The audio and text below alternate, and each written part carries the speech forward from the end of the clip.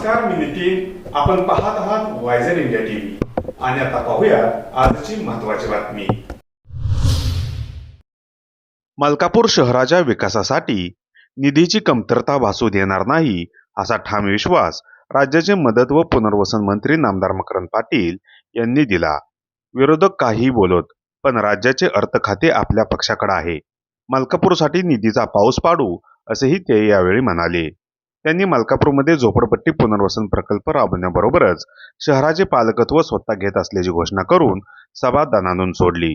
मलकापूर नगर परिषद पंचवार्षिक निवडणुकीच्या पार्श्वभूमीवर राष्ट्रवादी काँग्रेस, शिवसेना, उभाटा गट आणि समविचारी पुरोगामी विचार आघाडीच्या उमेदवारांच्या संयुक्त प्रचार सभेत ते बोलत होते.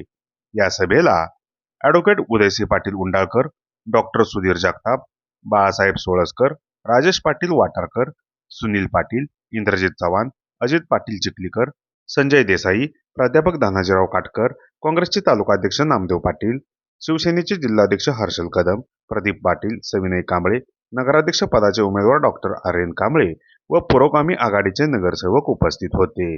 या सभेला मोठ्या प्रमाणात उत्स्फूर्त प्रतिसाद मिळाला होता. या सभेत वक्त्यांनी आपल्या भाषणांनी सभा दणाणून सोडली. मी पुरोगामी विचाराचा वारसा, माझे वडील सविनय कांबळे माजी जिल्हा परिषद सदस्य होते, माजी जिल्हा नियोजन समिती सदस्य होते. मी पूर्वीपासूनच त्यांना लोकांचे प्रश्न सोडवताना, त्यांची कामं करताना मी बघत आलो आहे. मनामध्ये एक थोडंसं हे होतं की लोकांसाठी काहीतरी करायचं, म्हणून मी पहिले तर मेडिकल फील्ड स्वीकारली आणि आता मला राष्ट्रवादीच्या माध्यमातून, काँग्रेसच्या माध्यमातून एवढी मोठी संधी मिळाली आहे लोकांसाठी काय करण्यासाठी, आणि मी 100% संधीचं सोनं करेन. मी बरेच ठिकाणी फिरतोय, आता लोकांचे प्रश्न जाणून घेतोय. काल परवा देखील माझ्याकडे लोक आले होते आणि मला इतकं बरं वाटलं की त्यांना एक विश्वास आहे की हे 21 वर्षाचं पोरगं आमचे प्रश्न सोडवू शकतं. आणि बरेच प्रश्न आहेत, छोटे छोटे प्रश्न आहेत. छोटंसं उदाहरण घ्यायचं म्हणलं तर आपण हे ब्रिजचं उदाहरण घेऊया. कितीतरी लोकांची गैरसोय होती आहे, कितीतरी ॲक्सिडेंट होते आहे, वाहतूक कोंडी होती आहे. तिथं काहीतरी आपल्याला केलं हे गरजेचं आहे. सांडपाण्याचा प्रश्न आहे. परत छोटंसं उदाहरण म्हणजे बालाजी कॉलनीमध्ये आपल्या निम्मा रस्ता बांधला आहे, निम्मा रस्ता बांधलेला नाही आहे. उत्तर काही तर निधी नाही आहे. आत्ता ते बोलायला लागलेत की आम्हाला निवडून द्या, आम्ही असं करू, आम्ही तसं करू. इतके दिवस प्रशासनच होतं, ते करू शकले असते. पण एक निवडणूकचा झाला भाग हा. परत मलकापूरचे जे जुने सत्ताधारी होते, मी जिकडे जिकडे फिरतोय तिथं लोक मला एकदम अभिमानानं बोलायला लागलेत की जेवढं आम्ही त्या लोकांसाठी केलं आणि जेव्हा आमच्या वेळ आली तेव्हा ते सगळे सोडून गेलो आणि तू लढतोयस आमच्यासाठी, एक 21 वर्षाचं पोरगं लढतोय, म्हणून खूप अभिमानास्पद गोष्ट आहे.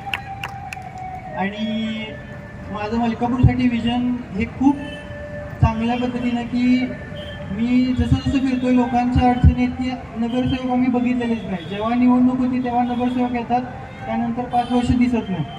म्हणून मी नगराध्यक्ष आपल्या दारी म्हणून एक माझी आयडिया डोक्यात आहे की आम्ही कसं लोकांमध्ये जाऊन त्यांचे प्रश्न सोडवू शकतो. हक्कानी लोक मला कसे सांगू शकतात. मी वयाने छोटा आहे, माझी जरा सुद्धा इच्छा नाही की लोकांनी मला मेहरबान म्हणावं, अध्यक्ष म्हणावं, दादा म्हणावं. जे काय काम असतील ते मला ते पूर्णपणे हक्काने सांगू शकतात आणि मी ते 100% करेन. आणि जे आता मला बरेच पत्रकार मित्र विचारत आहेत की एवढं मोठं आव्हान आहे तुझ्याकडे, एवढी मोठी ताकद आहे, सत्ता आहे, पैसा आहे, पण माझं एवढंच आहे की शेवटी लोक ठरवणार आहेत, सर्वसामान्य जनता ठरवणार आहे की कुणाला निवडून द्यायचं. कुठला नेता किंवा कुठला पक्ष ठरवणार नाही आहे. म्हणून मला पूर्णपणे खात्री आहे की येणाऱ्या 2 तारखेला मला मलकापूरकर आशीर्वाद देतील. आणि मी पण एक शब्द देतो, एक वचन देतो की प्रत्येक सुखादुःखात त्यांच्या पाठीशी मी कायमपणे उभा राहीन आणि येणाऱ्या 3 तारखेला हा सर्वसामान्य जनतेचा विजय असेल. आणि बरेच वर्ष त्यांना संधी देऊन बघितली, मला एक संधी देऊन बघा. 5 वर्षात एकही प्रश्न मी मलकापूरमध्ये ठेवणार नाही आणि राज्यातलं 1 नंबर मलकापूर कसं करता येईल ते मी 100% करीन. मी माझे 2 शब्द संपवतो आणि इथंच थांबतो. जय हिंद, जय महाराष्ट्र. मी प्रथमतः कैलासवासी यशवंतरावजी चव्हाण आणि आदरणीय लोकनेते विलासराव काका, श्रीमती प्रेमलताई चव्हाण यांच्या पवित्र स्मृतीचं अभिवादन करतो. आबा अतिशय आपण आलात, अतिशय आम्हाला ऊर भरून आला. कारण उदयदादांच्या नेतृत्वाखाली हे पॅनल उभं राहिलं. आम्हाला माहित नव्हतं की आमची गद्दारी कोण करतंय. आणि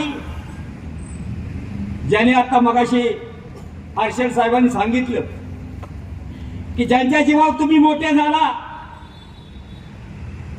माझं काही नाही. तुझं का नाही तर तू गेलास का?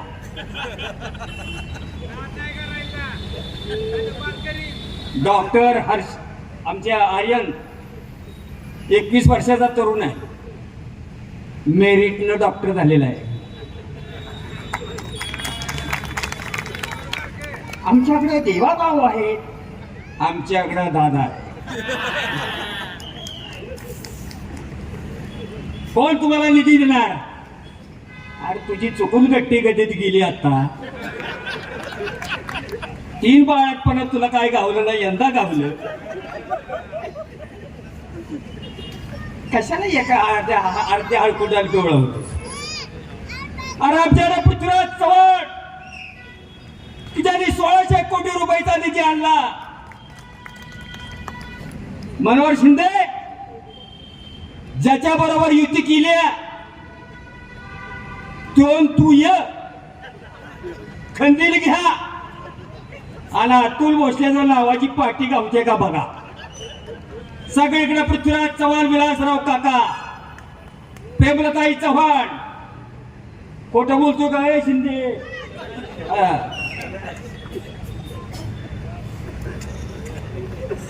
काय सांगायचं. पुनर्वसन आम्ही झोपडपट्टीचं करतो. तुम्ही गेला की कधी झोपडपट्टी? दुपारी गेले, दोघं आंघोळ करून परत आले. झोपडपट्टी दादा,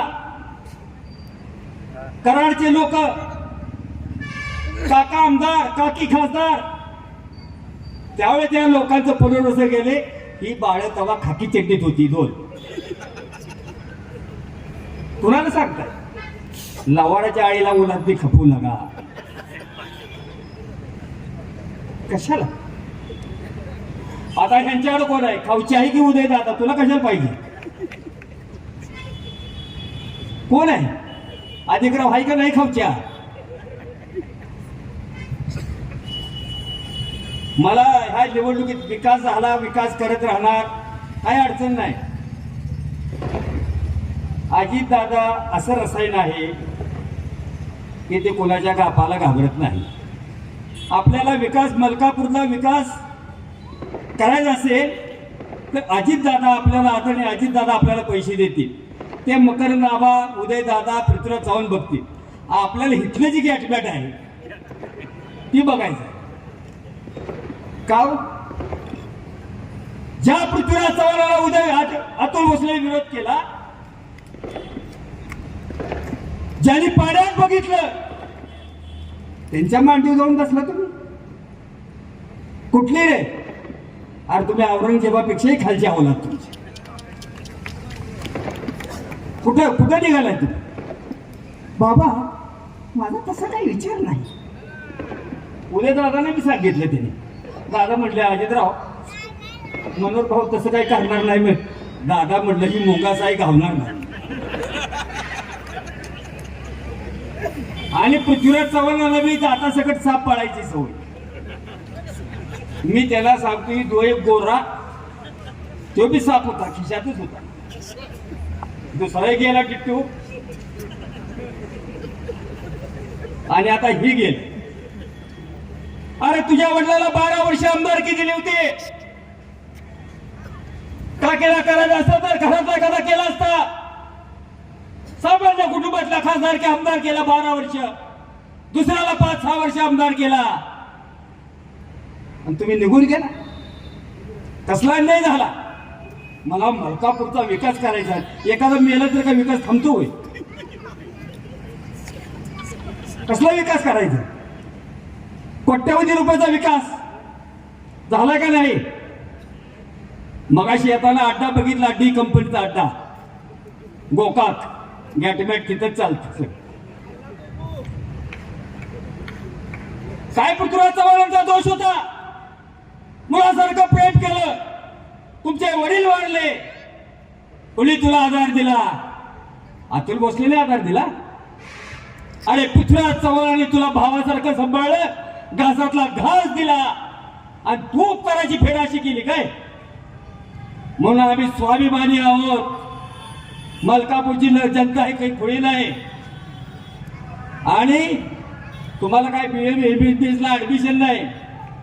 आज अतुल भोसले कराडात फिरू शकत नाही.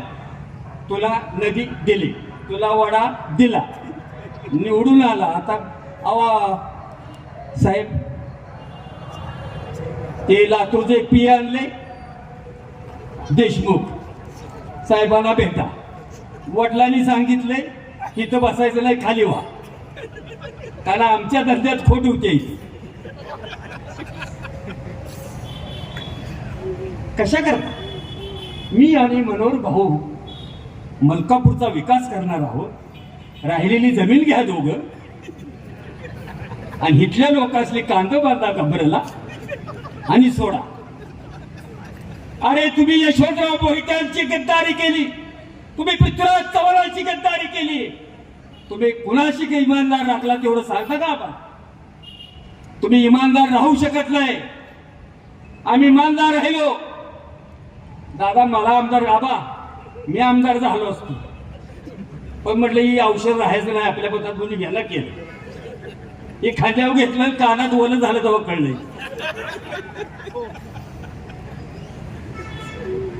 काय ते जायला म्हणजे एका चढीत एक.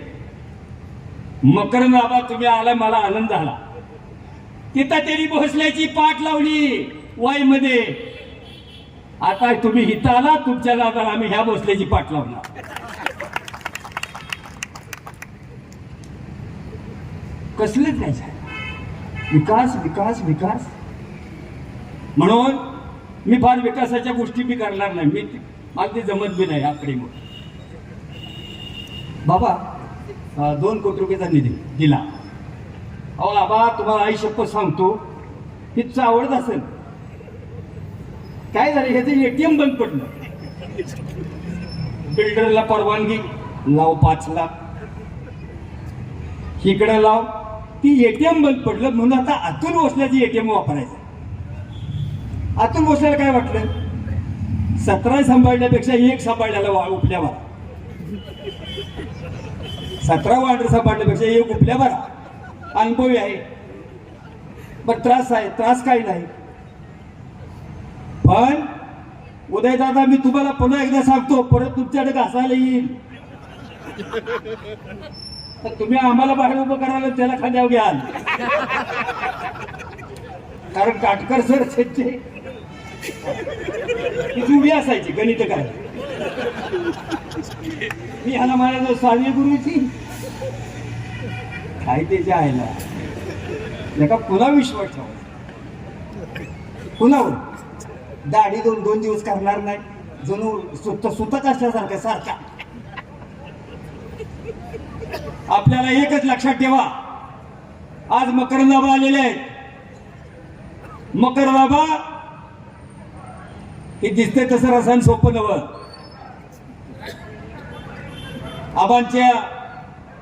आबांना वारसा आहे, उदयदादाला वारसा आहे. तुम्ही डॉक्टर नगराध्यक्ष झालात, लगा तुमचं किती बाशी हलका आहे. एका झटक्यात लगा नगराध्यक्ष काय व्हायची होईल, पण निवडणुकीत उभं राहिला. आम्हाला लगा चौकटीकडे कोणी येऊन दिलं नाही. एवढं बाशिंग चढ आहे.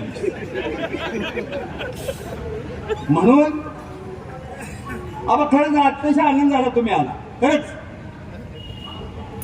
आमच्याकडं देवाभाव येणार आहे, मग लोटत बसा. आम्हाला कशा अरे यशवंतरावजी चव्हाणांचा परिसर आहे, बाळासाहेब देसाईंचा परिसर आहे, यशवंतराव मोहित्यांचा परिसर आहे, पृथ्वीराज चव्हाणांचा परिसर आहे, यशवंतराव मोहिते भाऊंचा परिसर आहे आणि आदरणीय विलास काकांचा परिसर आहे. कोणाला जॅकेटची भीती घालतो इकडे नका. तुम्ही आलाय तर कृष्णाच्या ऍडेबलमध्ये घेऊन झोपा, आम्हाला सांगू नका. उदयदादा आहेत, विलास काकांचा अपूर्ण स्वप्न 5 वर पूल केला, रेठेचा पूल केला, सरकारी दवाखाने स्तर वाढवला. तुम्ही केलं काय? 50 कोटी निधी, इथून ते तिथे, तिथून ते तिथे, बाबड्याच्या झाडावर, अर्धा लिंबाच्या झाडावर. अरे पृथ्वीराज चव्हाण, आमची पोरं अंगणात खेळतो, आम्ही दाखवतो 1 2 3 4. तुझं गावाला तू तर काय दाखवणार? सर्व जाहिरात दिली ही काही आजी दादाकडे सहजासहजी पैसे येत नाहीत. गोरे भाऊ आले होते आणि गोरे भाऊने दिले. आम्ही इथं काळे आहोत, गोरे नाही चालत इकडे. कुठल्या म्हणून आहे बघा, उदय पाटील आता 2 in 1 आहे. अजितदादा 1 आणि साडू 100 आहे पालकमंत्री. म्हणजे काय अडचण आहे का? आणि म्हणून आपल्याला पृथ्वीराज चव्हाणांचा झालेला पाठ धूळ काढत असेल तर मलकापूरच्या मायबापानो, ही असली अवलाद हद्द पार केल्याशिवाय ठेवू नका. आणि मी आबा या 25 वर्ष या नगरपंचायत झाली, अतुल भोसलेचा विरोध, नगर परिषद केली, अतुल भोसलेचा विरोध, मग जो सारखी लग्न मोडतोय त्याच्यावर जाऊन एकदा लग्न केलं. म्हणजे भाऊकाला नव्हता नवरा आणि मसोबाला नव्हती बायको, ही जोडी जमली बरोबर. दोघाचा एक आहे धंदा, पैसा लाव, दुसरं काही नाही. म्हणून तुम्हाला माया भगिनी तुम्ही आलात, एकच काम करा. उदयदादा आणि पृथ्वीराज चव्हाणांच्या नेतृत्वाखाली, अजितदादांच्या नेतृत्वाखाली जे उमेदवार आपल्याला दिलेले आहेत त्यांच्या चिन्हापुढं बटन दाबा आणि पृथ्वीराज चव्हाणांचा झालेला अपमानचा बदला घ्या. एवढंच मी आपल्याला आवाहन करतो. थांबतो. जय हिंद.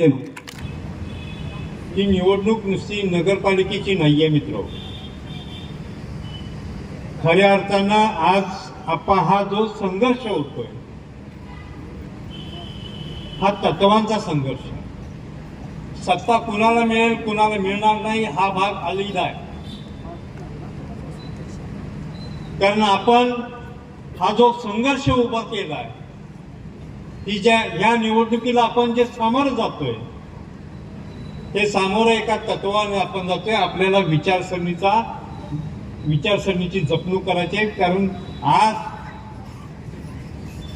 या महाराष्ट्राला खऱ्या अर्थानं गरज कशाची आहे तर विकासासोबत विचारसरणीची जपणूक करण्याची या ठिकाणी खऱ्या अर्थानं गरज आहे. आणि विकासाला आपल्याला जी काही मदत होणार आहे ती मदत आदरणीय अजितदादांच्या माध्यमातून होणार आहे,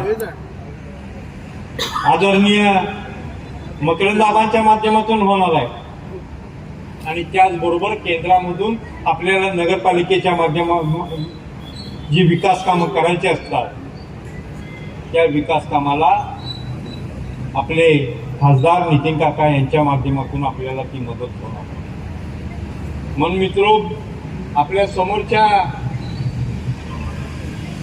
लोकांनी तुम्हाला काही सांगू की यांना नगरपालिकेची सत्ता दिल्यानंतर त्यांनी विकास कशातून करायचा. मी आज तुम्हाला ठामपणे सांगू शकतो की या नगरपालिकेची ज्यावेळी नगराध्यक्ष म्हणून आर.एन. कांबळे त्या ठिकाणी बसतील ना, आपले सर्व उमेदवार एक नगरसेवक म्हणून त्या ठिकाणी जातील, त्यावेळी या मलकापूर नगरीचा विकासाची सर्व कामं अजितदादांच्या माध्यमातून असेल, मकरंदाबांच्या माध्यमातून असेल, किंवा नितीन काकाच्या माध्यमातून असेल आपण मार्गी लावलेली या ठिकाणी तुम्हाला दिसतील. मित्रो, मलकापूरचे प्रश्न अनेक आहेत. आज मलकापूरची पाणी पुरवठ्याची जी काही महाराष्ट्रामध्ये दाखवली जाते की ती आदर्शवत आहे. आम्हा मलकापूरच्या या पाणी पुरवठ्याला अजूनही बळकटी देणं गरजेचं आहे. म्हणून ज्यावेळी आम्ही जिल्हा परिषदमध्ये होतो त्यावेळी उंडाळे प्रादेशिक योजना ही मलकापूर नगरपालिकेकडे वर्ग करावी अशा पद्धतीचं त्या ठिकाणी ठराव करून ती या ठिकाणी पुनरुज्जीवित करण्याचं काम या ठिकाणी जिल्हा परिषदमध्ये असताना आम्ही केलं. कारण 17 गावाची जी योजना होती, काल्याच्या वरची गावं पाणी घ्यायला इच्छुक नव्हती म्हणून ती योजना या ठिकाणी बंद होती. पण आज ती मलकापूर नगरपालिकेकडे वर्ग करून मलकापूर मधल्या लोकांसाठी जे अपुरं पाणी आहे ते पाणी तिच्या माध्यमातून देण्याचं काम करण्यासाठी ती योजना यापूर्वीच आम्ही वर्ग केलेली आहे. म्हणजे मलकापूरच्या प्रश्नांची जाण या प्रत्येक व्यक्तीला आहे. फक्त गरज आहे ते तुमच्या साथीची. कारण आज पुढून ज्यांनी आश्वासनं दिली आहेत की या 1 वर्षामध्ये कोणताही निधी ती या मतदारसंघामध्ये आणू शकले नाही, हे वास्तव आहे. नुसतं काम मंजूर होऊन चालत नाही, त्या कामाची मंजुरी झाल्यानंतर त्या कामाची सुरुवात अंमलबजावणी होणं तितकंच गरजेचं असतं. आणि आज आपण ज्यांच्यासोबत सांगितलं की त्यावेळी सत्ता आणून देण्यासाठी आपण सर्वजण त्यांच्या बरोबर होतो. आज सुद्धा ते जर का आपल्या सोबत असते तर निश्चितपणाने मी सांगतो की सत्ता कुठेही जाणार नव्हती. पण ठीक आहे, त्यांच्या काही व्यक्तिगत अडचणी असतील, आपल्याला व्यक्तिदोष करायचा नाहीये, पण व्यक्ती केंद्रित आपल्याला राजकारण आणि समाजकारण करायचं नाहीये. कारण हा समाज चव्हाण साहेबांनी या राज्याला पुरोगामी विचारसरणी दिली. ज्यावेळी आपण शिवशाहू फुले आंबेडकरांची आपण ज्यावेळी नावं घेतो त्यावेळी ती फक्त नावं घेऊन चालत नाही, त्यांची विचारसरणी आचरणात आणण्याचं काम आपल्याला करावं लागतं. पण आज ज्या पद्धतीनं आपल्या समोरची व्यक्ती या ठिकाणी काम करते ती फक्त एका विशिष्ट हेतूनं काम करते. ते सरंजामशाह आणि भांडवलदार आहेत. त्यांची विचारसरणी तुम्हाला मानसिक आणि आर्थिक गुलाम करण्याची आहे. आज सुद्धा त्यांची हीच परिस्थिती आहे की आपल्याला आपल्या सोबत होते, त्यांना त्यांनी बरोबर घेतलं, त्यांना त्यांनी हेच आम्ही दाखवलं की पुढची सत्ता आम्ही तुम्हाला आर्थिक सत्तेतून आणून देऊ. म्हणजे अर्थकारण करून तुम्हाला आम्ही सत्ता आणून द्यायचं आहे, हे त्यांचं या ठिकाणचं वाक्य आहे. आणि त्या वाक्याला तुम्ही मलकापूर वासियांनी छेद देणं ही आजची खरी काळाची गरज आहे. म्हणून माझी तुम्हा सर्वांना विनंती आहे, त्या 2-3 दिवसामध्ये तुम्हाला अनेक आमिषे येतील. कोण नोकरीचं देईल, कोण आर्थिक देईल. मित्रो, डॉक्टर बाबासाहेब आंबेडकरांनी आपल्याला जो मताचा अधिकार दिला तो विक्रीसाठी दिलेला नाही, तुमचा स्वाभिमान जागृत राहण्यासाठी दिलेला. ठीक आहे, कालच्या विधानसभेच्या निवडणुकीमध्ये काय झालं, कसं झालं हा विसरण्याचा भाग नंतर आहे. पण जे काही घडलं ते या मतदारसंघाच्या दृष्टीनं फार घातक आहे. कारण ज्यांची विचारसरणी सरंजाम आहे, भांडवलदार आहेत, ती लोक तुम्हाला कधीही त्यांच्याबरोबर सत्तेत येऊन देणार नाही, की तुम्हाला नागवण्याचं काम करतील. म्हणून माझी तुम्हाला विनंती आहे, आज आबा या ठिकाणी आहेत, आबा आपल्या समोर सविस्तर बोलतील. मलकापूरच्या प्रश्नांची जाण त्यांनाही आहे. त्यामुळं तुम्ही विश्वास ठेवा आणि फक्त या ठिकाणी या पुरोगामी विचारसरणीच्या पॅनेलला मतदान करून या ठिकाणी सर्वच्या सर्व उमेदवार निवडून द्याल, एवढीच या ठिकाणी मी अपेक्षा व्यक्त करतो आणि आपली रजा घेतो. जय हिंद, जय महाराष्ट्र. पण आहे की येणाऱ्या 2 तारखेला आपण सगळेजण या निवडणुकांना नगरपालिकांच्या सामोरं जातोय. खरं तर ही मलकापूर नगरपालिकेची निवडणूक ही मलकापूरचं विकासात्मक भविष्य ठरवणारी निवडणूक आहे. आणि मी आज आपल्याला विनंती करण्याकरता या ठिकाणी आवर्जून उपस्थित आहे की आज मलकापूरमध्ये राष्ट्रवादी काँग्रेस, राष्ट्रीय काँग्रेस, शिवसेना आणि समविचारी पक्षांनी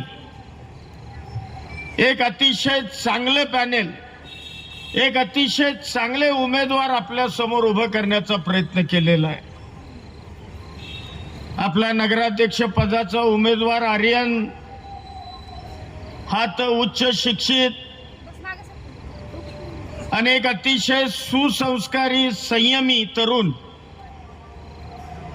आणि एक स्वच्छ आणि शुभ्र पांढरा चेहरा आज उमेदवार म्हणून तुमच्या समोर देण्याचा प्रयत्न केलेला आहे.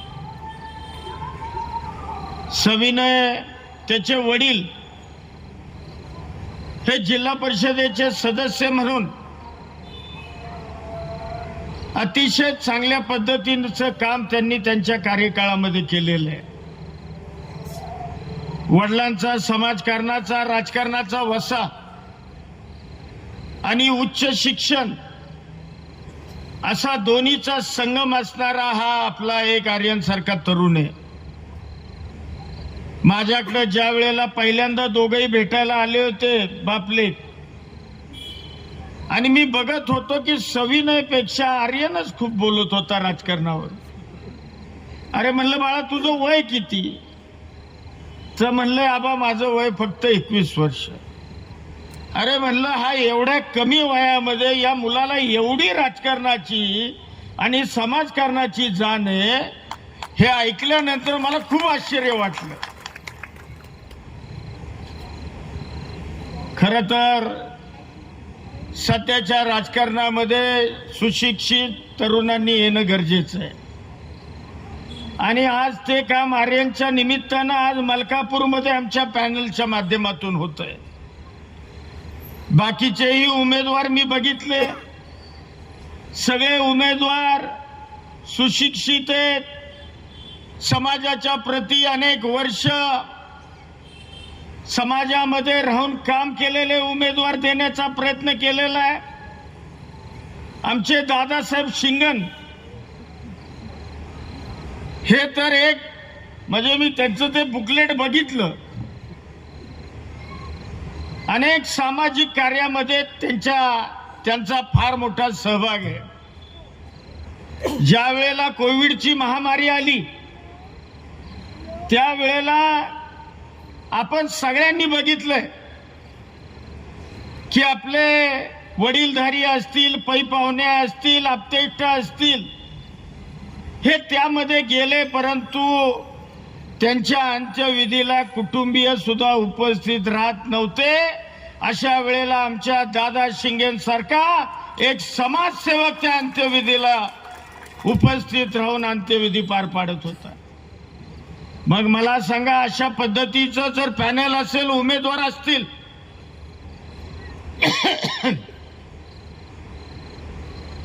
तर तुम्हाला याच्यापेक्षा काय आवश्यक आहे?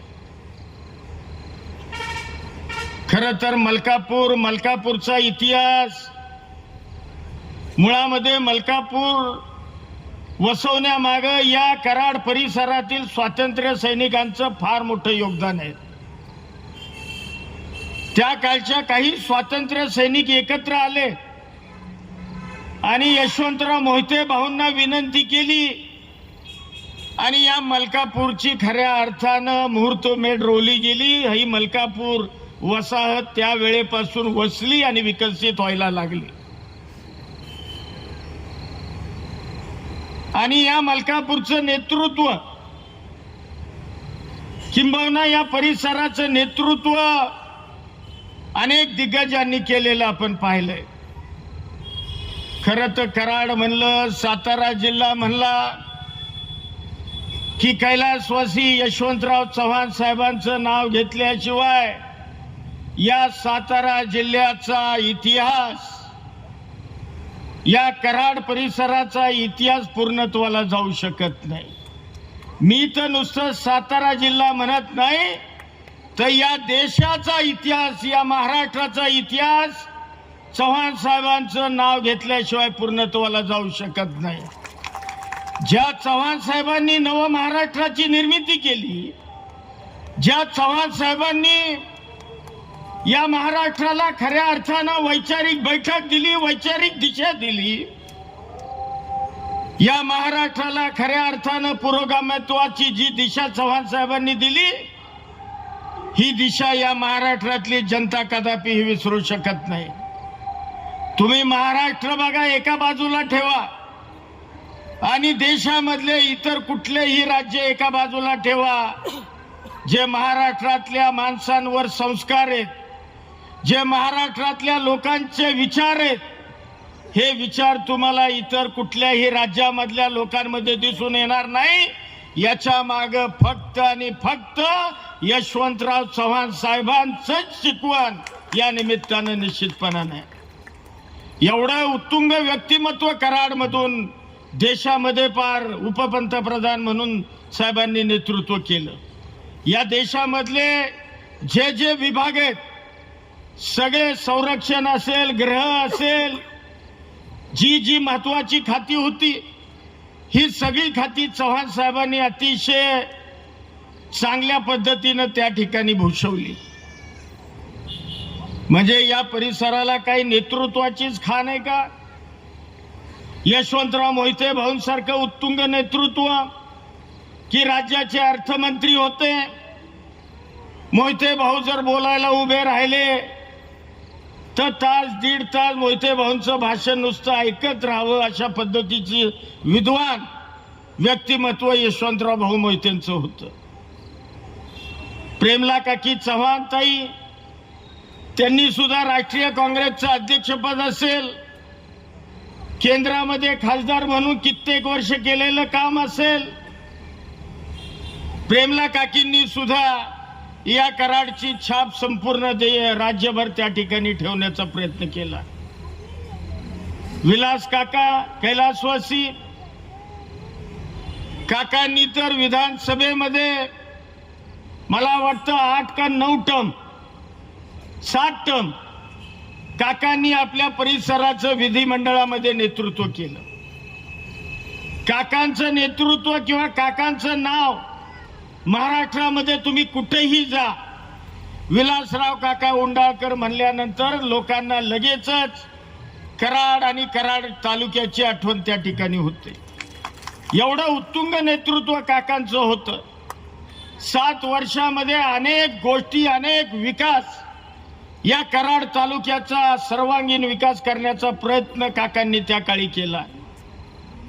पृथ्वीराज चव्हाण साहेब असतील, बाबांनी कित्येक वर्ष खासदार होते, या राज्याचे मुख्यमंत्री होते. म्हणजे एवढे उत्तुंग नेतृत्व या कराड परिसरानं, या तालुक्यानं राज्याला आणि देशाला देण्याचा प्रयत्न केला. मला आश्चर्य वाटतं आज कराडकरांचं. एवढी दिग्गज नेतृत्व या मातीमधून मोठी झाली, जन्माला आली, आणि आज या मातीमध्ये कुठला विचार यायला लागलाय, कुठला विचार वाढीला लागलाय, याचा विचार आज कराडमधल्या सर्वसामान्य लोकांनी करणं गरजेचं आहे. आज या निवडणुकीच्या निमित्तानं मी तुम्हाला विनंती करणार आहे, जो यशवंत विचार आपण त्या ठिकाणी महाराष्ट्रामध्ये सांगतो, शिवशाहू फुले आंबेडकरांचा विचार आपण महाराष्ट्राला सांगतो, तो विचार आज या कराड परिसरातनं दूर जातोय का काय? आज या सातारा जिल्ह्यामधून हा विचार लांब जातोय का काय? अशा पद्धतीची परिस्थिती आज आपल्या जिल्ह्यासमोर आणि या परिसरासमोर उभी ठाकलेली आहे. माझी तुम्हाला कळकळीची विनंती आहे, अरे हा विचार जर आपण सोडला आणि या विचारापासून जर आपण दूर गेलो तर मला सांगा, काय ह्या नेत्यांची नावं आपण भविष्यामध्ये सांगणार आहे? काय पुढच्या पिढ्यांसमोर आपण वाढून ठेवणार आहे? याचा विचार आज आम्ही सगळ्यांनी करणं गरजेचं आहे. मलकापूरची 24/7 योजना, मलाही वाटायचं इथं येईपर्यंत की अरे 24/7 योजना म्हणजे राज्याला काही दिशादर्शक वगैरे झाली की काय. परंतु मी इथं आल्यानंतर ऐकलं की 24/7 योजना नुसती फक्त प्रचारापुरती होती का काय. कारण अद्यापही काही लोकांना पूर्ण क्षमतेनं पाणी मिळत नाही. जे काही अपार्टमेंट आहेत त्या अपार्टमेंटमध्ये सुद्धा काही ठिकाणी बोरचं पाणी घेतलं जातंय, त्या योजनेचं पाणी अपार्टमेंटमधल्या नागरिकांना मिळत नाही. अशा पद्धतीची 24/7 परिस्थिती आहे. STP प्लांट, सिवेज ट्रीटमेंट प्लांटच्या बाबतीमध्ये सुद्धा लोकांच्या अनेक तक्रारी मला इथं आल्यानंतर ऐकायला मिळाल्या. झोपडपट्टी निर्मूलनाच्या संदर्भामध्ये आमच्या वाईमध्ये चला, मी तुम्हाला दाखवतो आम्ही झोपडपट्टीमधल्या आमच्या बांधवांकरता किती इमारती उभ्या केल्या. सातारमध्ये तुम्ही चला, सातारमध्ये सुद्धा किती इमारती उभ्या राहिल्या. कराडमध्ये सुद्धा, कराड शहरामध्ये सुद्धा झोपडपट्टी मुक्त करण्याच्या संदर्भातली भूमिका कराड नगरपालिकेने याच्यापूर्वी घेतलेली आहे. आणि मग मलकापूर मागं का? आज जवळपास 550 आमचे झोपडपट्टी धारक की जे घरांची त्या ठिकाणी प्रतीक्षा करतायत, त्यांना असं वाटतंय की आम्हाला इतरांप्रमाणे हक्काचं घर मिळालं पाहिजे की जो त्यांचा अधिकार आहे. परंतु दुर्दैवानं मलकापूरमध्ये असं काही झालेलं मला या ठिकाणी आल्यानंतर माझ्या ऐकण्यामध्ये आलं नाही. खरं तर नवीन शहरं वाढायला लागली तर रस्ते मोठे मोठे होतात, डेव्हलपमेंट प्लॅन असतो, त्या पद्धतीनं व्यवस्थित शहराची अतिशय चांगल्या पद्धतीनं डेव्हलपमेंट होत असते. परंतु इथं ऐकल्यानंतर मला तर आश्चर्य वाटलं की रस्ते सुद्धा अरुंद, बोळाबोळाचे म्हणले रस्ते. मग मलकापूर कराडच्या शेजारी असून जर मलकापूरची ही अवस्था असेल तर याच्यापेक्षा दुर्दैव काही असू शकत नाही. माझी या निमित्तानं कळकळीची विनंती आहे की आपण या सगळ्या उमेदवारांना आमच्या प्रचंड मताधिक्यानं विजयी करा. मी मकरंद पाटील आज जाहीरपणानं तुम्हाला या ठिकाणी विश्वास देऊ इच्छितो. निधीची चिंता करू नका हो. निधीची काय भाषा कुणी करावी. अहो, राज्याचं अर्थ खातं आपल्या हातामध्ये. या राज्याचा अर्थमंत्री आपल्या पक्षाचा नेता आहे. 7.5 लाख कोटीचं बजेट अजितदादांच्या हातामध्ये. तुम्ही काळजी करू नका. या मलकापूर करता निधीचा पाऊस आम्ही पाडू. तुम्ही कुठल्याही पद्धतीची चिंता करू नका. आणि निधी कसा काय आणायचा असतो हे मकरंद पाटलाला विचारा. विरोधी सरकार जरी होती, म्हणजे मी काही नेहमी, मी 4 टर्मचा आमदार आहे, प्रत्येक वेळेला काही मी सत्तेत नव्हतो, परंतु विरोधी पक्षात होतो तरी सुद्धा कोट्यावधी रुपये वाई विधानसभा मतदारसंघाकरता आणणारा मी आमदार आहे. आणि आता तर राज्याचा मदत आणि पुनर्वसन मंत्री आहे. मी तुम्हाला इथं येऊन सांगू इच्छितो की मलकापूरचं पालकत्व मकरंद पाटलानं आज जाहीररित्या घेतलेलं आहे. तुम्ही काळजी करू नका. तुमच्या झोपडपट्टीच्या संदर्भात मी लोणंदला आता नवीन प्रकल्प करतोय. लोणंद बरोबर मलकापूरचा प्रकल्प सुद्धा मान्यतेकरता राज्य सरकारला सबमिट केला जाईल आणि तो मान्य करून घेतला जाईल. लक्षात ठेवा. काहीही काळजी करू नका. कोण आलं कोण गेलं, राजकारणामध्ये असे अनेक येतात जातात. मला सांगा, अहो, ज्यांनी पुत्रवत तुमच्यावर प्रेम केलं त्या पृथ्वीराज बाबांना तुम्ही विसरला, याच्यापेक्षा दुर्दैव असू शकत नाही. तुम्ही कुठेही गेला तरी तुमच्यावर आता कुणीही विश्वास ठेवणार नाही. कारण इतकं प्रेम जर बाबांनी तुम्हाला लावलं असेल, कोट्यावधी रुपयाची कामं पृथ्वीराज बाबांनी मलकापूरला दिली असतील आणि तुम्हाला ती नीट करून घेता आली नसतील तर याच्यापेक्षा दुर्दैव असू शकत नाही. त्यामुळं माझी कळकळीची तुम्हाला सगळ्यांना विनंती आहे की कुणाला कुठं जायचंय ते जाऊ द्या. आपण यशवंत विचार, शिवशाहू फुले आंबेडकरांचा विचार, या कराडच्या मातीतले जे संस्कार आहेत ते संस्कार तुम्हाला मला कदापि विसरता येणार नाहीत. आणि त्याकरता उद्याची निवडणूक ही खऱ्या अर्थानं महत्त्वाची आहे. आणि म्हणून माझी या निमित्तानं विनंती आहे की आपला नगराध्यक्ष पदाचा उमेदवार आर्यन, की जो BDS आहे म्हणजे डेंटिस्ट आहे, तो हा तरुण निश्चितपणानं चांगलं काम करेल.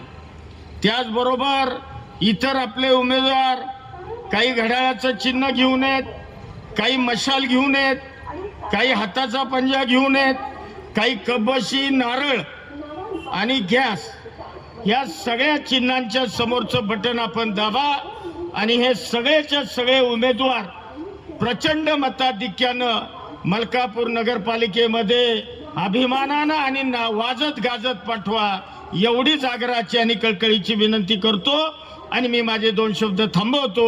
जय हिंद, जय महाराष्ट्र. ही होती आजची महत्त्वाची बातमी. आपल्या परिसरातील ताज्या घडामोडी जाणून घेण्यासाठी आत्ताच आपण वायझर इंडिया टीव्हीला सबस्क्राईब करा व नोटिफिकेशन बेलवर क्लिक करून आमच्या नवनवीन अपडेट मिळवा. नमस्कार.